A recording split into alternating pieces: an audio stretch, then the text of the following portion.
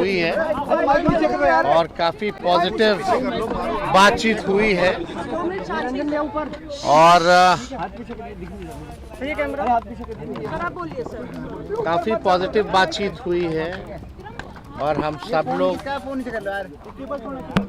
17 तारीख को भी जो है अदर अलायंस पार्टनर के साथ जो लेफ्ट पार्टी है, वीआईपी पार्टी है, कांग्रेस और आरजेडी, पटना में भी हम लोग बैठेंगे और हम लोगों की क्या स्ट्रैटेजी है वो तो मीडिया में हम लोग बताते नहीं हैं, लेकिन हम लोगों की पूरी तैयारी है और हम लोगों का पूरा मजबूती के साथ बिहार को आगे ले जाने का संकल्प है। 20 साल से जो सरकार चल रही है और 11 साल एनडीए की मोदी जी प्रधानमंत्री हैं देश भर के, बिहार को जिस हिसाब से सौतेला व्यवहार किया गया, इनके 20 साल के राज में भी बिहार सबसे गरीब, प्रति आय व्यक्ति सबसे कम, किसानों का आय सबसे कम, पलायन सबसे ज़्यादा बिहार में है और हम सब लोग जो है मुद्दे के आधार पर जो है चुनाव लड़ना चाहते हैं।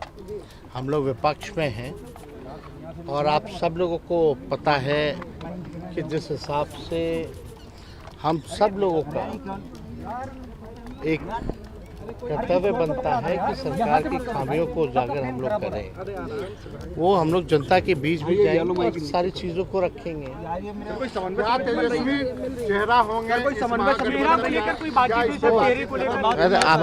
आप पता नहीं आप लोग क्यों चिंतित रहते हैं चेहरे की, ये हम लोगों की चीज़ें हैं, ये हम लोग जो है बातचीत करके सारी चीजें जो है सामने आ जाएगी। इसमें आप लोगों को परेशान होने की कोई आवश्यकता नहीं है।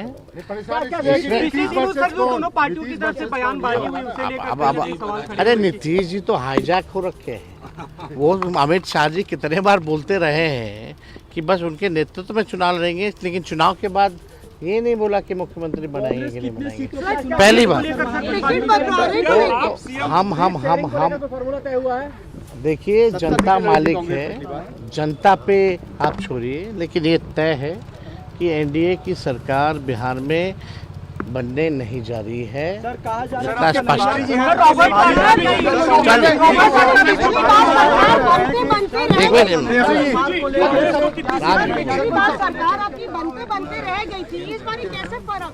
इस बार महागठबंधन की सरकार बनेगी, इंडिया अलायंस की सरकार बनेगी। लगातार ये कह रहे हैं, प्रभारी जी कहते रहे हैं कि सीएम फेस को लेकर के बाद में चुनाव बाद तय होगा। इस पर कुछ क्लैरिटी हुई आज की? वो हम लोग ना डिसाइड करेंगे तय पहले होगा या बाद में होगा। जब होगा तो आप लोग छिपा के थोड़ी होगा, आप लोगों को ही बुला करके हम लोग जो है बताएंगे। जब भी 70 सीटें मिलेंगी कांग्रेस को, तेजस्वी यादव को आप सुन रहे थे। मल्लिकार्जुन खड़गे के आवास पर जो बैठक हुई है, उसी बैठक में शिरकत करने के बाद जब बाहर निकले तो फिर मीडिया के सामने तेजस्वी यादव की तरफ से बयान दिया गया। काफी पॉजिटिव बातचीत हुई, बातचीत सकारात्मक हुई है, ये तेजस्वी यादव ने कहा है। वो कह रहे हैं कि अब 17 अप्रैल को गठबंधन के सब साथी बैठेंगे बिहार में, जिसमें लेफ्ट, वीआईपी, आरजेडी और कांग्रेस, ये सभी दल होंगे और फिर आगे की बातचीत बढ़ाई जाएगी। बिहार के साथ सौतेला व्यवहार हो रहा है। इस मौके पर तेजस्वी यादव की तरफ से निशाने पर बीजेपी को लिया गया, केंद्र सरकार को लिया गया, एनडीए की सरकार को लिया गया और साथ ही बड़ा दावा एक बार फिर से तेजस्वी यादव की तरफ से दोहराया गया है कि एनडीए की सरकार इस बार बिहार में नहीं बनेगी, महागठबंधन की जो सरकार है महागठबंधन की, वही बिहार में बनेगी और मुद्दों के आधार पर चुनाव लड़ा जाएगा। ये भी तेजस्वी यादव की तरफ से कहा गया है। चेहरे को लेकर तेजस्वी यादव से जब सवाल पूछा गया तो तेजस्वी यादव ने पलटकर मीडिया से कह दिया कि चेहरे को लेकर मीडिया क्यों चिंतित है, परेशान मत हो। ये भी तेजस्वी यादव ने कहा है, जब फैसला चेहरे पर लिया जाएगा तो मीडिया के साथ साझा कर लिया जाएगा और साथ ही साथ रणनीति चुनाव लड़ने की क्या रहती है, ये मीडिया के साथ थोड़ी साझा करेंगे।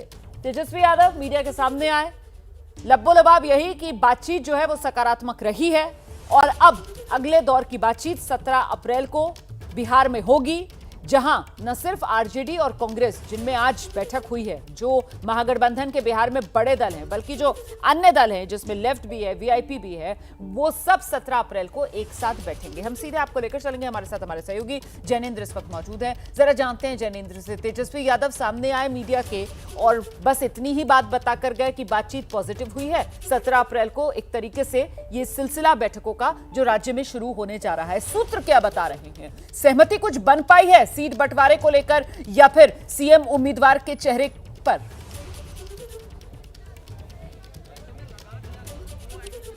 देखिए, बॉडी लैंग्वेज तो सकारात्मक लग रहा था। फिलहाल बैठक में अंदरूनी किन मुद्दों पर चर्चा हुई, किन मुद्दों पर सहमति बनी, इसको लेकर रोमाना देखिए कुछ भी ठोस जानकारी सामने नहीं आई है, क्योंकि तकरीबन 11 बजे के आसपास बैठक शुरू हुई, 1 घंटे तक बैठक चली और इसके बाद तेजस्वी यादव ने अभी मीडिया को ब्रीफ किया है। वो निकले हैं, कांग्रेस के जो नेता हैं वो अभी भी राष्ट्रीय अध्यक्ष मल्लिकार्जुन खड़गे के आवास के अंदर ही हैं। मोटे तौर पर 2 मुद्दों पर बातचीत होनी थी। एक, सीटों की संख्या को लेकर कि कांग्रेस कितनी सीटों पर लड़ेगी, आरजेडी कितनी सीटों पर लड़ेगी, बाकी जो घटक दल हैं उनके लिए कितनी सीटें छोड़ी जाएंगी, इसको लेकर क्या कुछ फॉर्मूला बना है, इसको लेकर अभी आधिकारिक तौर पर औपचारिक या अनौपचारिक तौर पर कोई जानकारी सामने नहीं आई है। हम कोशिश कर रहे हैं कि हम ये जानकारी दर्शकों तक जल्द से जल्द दे सकें। और इसके अलावा सीएम का जो चेहरा है उसका औपचारिक ऐलान महागठबंधन की तरफ से कब किया जाएगा, इसको लेकर इस सवाल के जवाब का इंतजार था।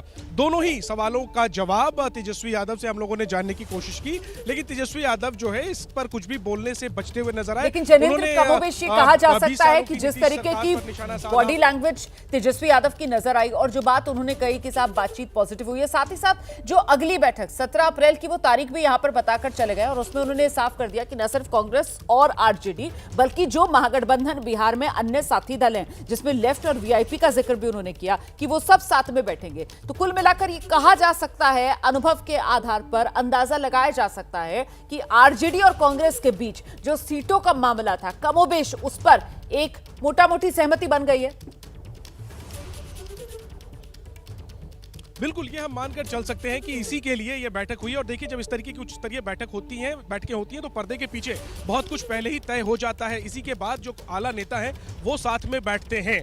तो और बैठक के बाद जिस तरीके से तेजस्वी यादव ने ब्रीफ किया, उनके पीछे कांग्रेस के प्रदेश अध्यक्ष और प्रभारी खड़े थे। भले ही औपचारिक तौर पर कुछ भी ऐलान नहीं किया, लेकिन बात लगभग साफ है कि कांग्रेस और आरजेडी के बीच बात जो है कहीं ना कहीं बन गई है। हालांकि हमें इंतजार रहेगा कि हमें कुछ इसको लेकर आधिकारिक तौर पर जानकारी दी जा सके। और अब जैसा तेजस्वी ने खुद बताया, 17 अप्रैल को जो महागठबंधन के तमाम घटक दल हैं, जिसमें कांग्रेस आरजेडी के अलावा वाम मोर्चा है, सीपीआई, सीपीएम, सीपीआई-एमएल बेहद महत्वपूर्ण पार्टी है वाम मोर्चे में बिहार में। इसके अलावा वीआईपी जो पिछली बार विधानसभा चुनाव में महागठबंधन के साथ आखिरी वक्त में उनका साथ छोड़ दिया था, इस बार वो महागठबंधन के साथ हैं। तो इन सभी दलों के बीच में जो बातचीत होगी उसमें लग रहा है कि शुरुआती तौर पर कौन कितनी सीटों पर लड़ेगा इसको लेकर कुछ तय हो जाएगा। और उसी से पहले जो प्रमुख घटक हैं इस गठबंधन के, यानी कांग्रेस और आरजेडी, उन्होंने आपस में सीटों के बंटवारे को लेकर के जो मोटी तस्वीर है उसको लेकर कहीं ना कहीं बात आपस में तय कर ली है। और इसी के बाद तेजस्वी यादव ने कहा कि बैठक सकारात्मक रही और अब अगली बैठक 17 अप्रैल को होगी। लेकिन फिर मैं वापस दोहरा दूं जिस सवाल का इंतजार था कि क्या कांग्रेस 70 सीटों पर इस बार फिर लड़ेगी या जैसी संभावना जताई जा रही है 70 से उसकी सीटें कम होने जा रही हैं, इसको लेकर के फिलहाल कोई आधिकारिक तौर पर जानकारी नहीं है। और हम अभी भी इंतजार कर रहे हैं कि इसको लेकर के हमें ये जानकारी हमें बताई जाए सूत्रों के हवाले से कि बैठक के अंदर मल्लिकार्जुन खड़गे, राहुल गांधी और तेजस्वी जब बैठे तो सीटों को लेकर के क्या चर्चा हुई, आरजेडी ने अपनी तरफ से क्या कहा, कांग्रेस ने क्या मांग की, इसको लेकर इंतजार किया जा रहा है। शुरुआती तौर पर तो कांग्रेस की तरफ से हमें यही बताया गया था कि कांग्रेस इस बार भी 70 सीटों पर जो है डिमांड अपनी शुरुआती रखेगी और ये शर्त रखेगी कि अगर उसकी सीटों की संख्या कम हो तो फिर जो उसको सीटें मिले वो अपनी पसंद की सीटें मिले। और इसीलिए कांग्रेस के जो नए प्रभारी हैं कृष्णा अलावरू या फिर नए प्रदेश अध्यक्ष राजेश राम, उन्होंने जो है वो कहीं ना कहीं अपना काम किया हुआ है, चिन्हित किया हुआ है कि कौन सी सीटें कांग्रेस किन सीटों पर कांग्रेस दावा करेगी, कितनी सीटों पर दावा करेगी। क्या वो बातें आज की बैठक में रखी गई हैं, सीटों की संख्या पर बात हुई है या सीटों पर भी बात हुई है कि कौन कौन सी सीटें जो है कांग्रेस दावा करती है। क्या कांग्रेस की तरफ से कोई दस्तावेज जो है वो आरजेडी को दिया गया है कि हम ये सीटें चाहते हैं। ये तमाम सवाल है जिसको लेकर अभी जवाब नहीं आया है। लेकिन देखिए ये साफ है कि कांग्रेस आरजेडी गठबंधन में चुनाव लड़ेंगे। 19-20 का फर्क रहेगा पिछली बार की तस्वीर से। और इस बार वाम मोर्चे की तरफ से भी दबाव बनाया जा रहा है आरजेडी पर कि पहले से सीटें ज्यादा मिले, क्योंकि पिछली बार देखिए कांग्रेस का प्रदर्शन जितना ही खराब रहा था, वाम मोर्चे का प्रदर्शन उतना ही अच्छा रहा था। इसीलिए वाम मोर्चा इस बार खासतौर पर सीपीआई-एमएल आरजेडी पर दबाव बना रही है कि पिछली बार के मुकाबले ज्यादा सीटें मिले, और चूंकि वीआईपी भी इस बार जुड़ गई है, ऐसे में ये जो सीटें घटेंगी वो कांग्रेस के कोटे से घट सकती हैं। ऐसे में कांग्रेस दबाव बना रही है कि आप सीटें बेशक घटा दीजिए, लेकिन सीटें फिर पसंद की दीजिए, ऐसी सीटें मत दीजिए जहां पर कि बीजेपी मजबूत है। अब तो पशुपति पारस भी एनडीए से बाहर निकल आए ना, तो अब पता नहीं कि वो किस खेमे में जाएंगे। कहीं ऐसा तो नहीं कि वो भी महागठबंधन में शामिल हो जाएं, तो फिर एक और नया साथी यहां पर महागठबंधन को मिल जाए। अभी तो कह सकते हैं कि बिहार, और क्योंकि इसी साल के अंत में विधानसभा चुनाव, तो फिर कोसी नदी से पानी बहुत बहना बाकी है। फिलहाल बहुत धन्यवाद आपका जैनेंद्र इस तमाम जानकारी के लिए। बैठक जो हुई है, महत्वपूर्ण बैठक हुई है। तेजस्वी यादव बैठक से जब बाहर निकले, उनकी तरफ से मीडिया के साथ क्या जानकारी साझा की गई है, ये सुनिए। हम सब लोगों की बैठक हुई है और काफी पॉजिटिव बातचीत हुई है, और हम सब लोग 17 तारीख को भी जो है अदर अलायंस पार्टनर के साथ, जो लेफ्ट पार्टी है, वीआईपी पार्टी है, कांग्रेस और आरजेडी, पटना में भी हम लोग बैठेंगे। और हम लोगों की क्या स्ट्रैटेजी है वो तो मीडिया में हम लोग बताते नहीं हैं, लेकिन हम लोगों की पूरी तैयारी है और हम लोगों का पूरा मजबूती के साथ बिहार को आगे ले जाने का संकल्प है। कोई चेहरा होंगे, कोई समन्वय को लेकर कोई बातचीत, आप पता नहीं आप लोग क्यों चिंतित रहते हैं चेहरे की। ये हम लोगों की चीज़ें हैं, ये हम लोग जो है बातचीत करके सारी चीज़ें जो है सामने आ जाएंगी। इसमें आप लोगों को परेशान होने की कोई आवश्यकता नहीं है।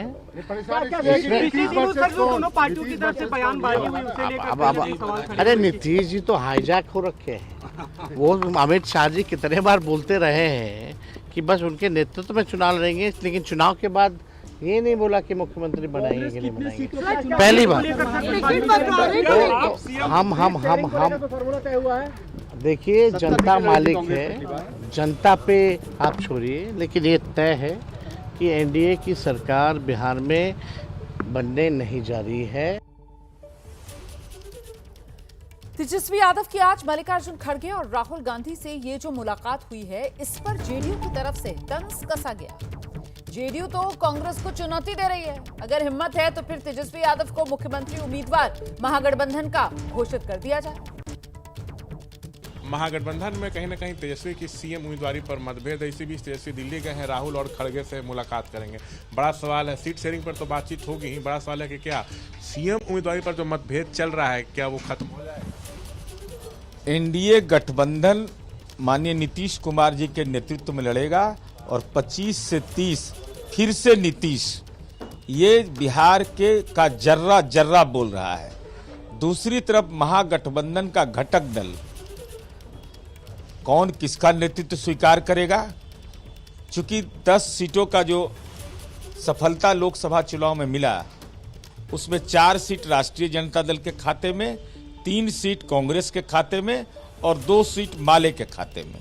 लेकिन स्ट्राइक रेट आरजेडी से बेहतर कांग्रेस का है, माले का है। तो ऐसी स्थिति में कौन किसके सामने आत्मसमर्पण करेगा, यह अलग विषय है।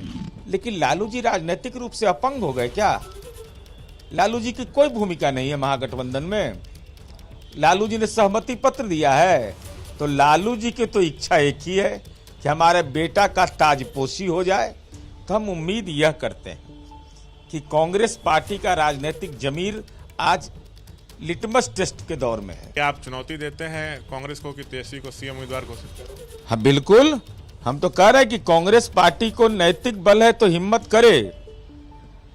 और राजनीतिक रूप से जो 1 महीने से नाटक चल रहा था, अलग अलग रहेंगे, अलग अलग घूमेंगे, प्रभारी कह रहे हैं कि नहीं चुनाव के बाद तय होगा,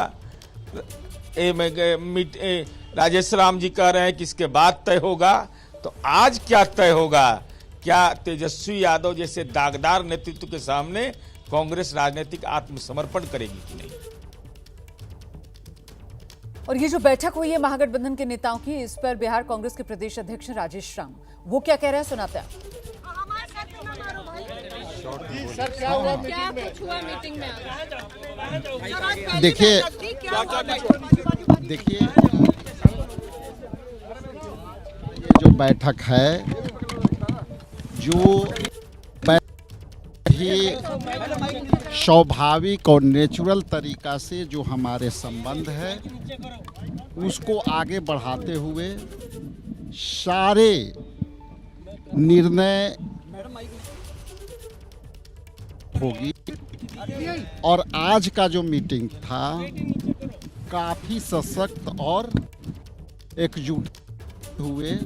हम लोग एनडीए सरकार से मिल करके पूरी ताकत से लड़ेंगे और कई विषयों पर चर्चा हुई।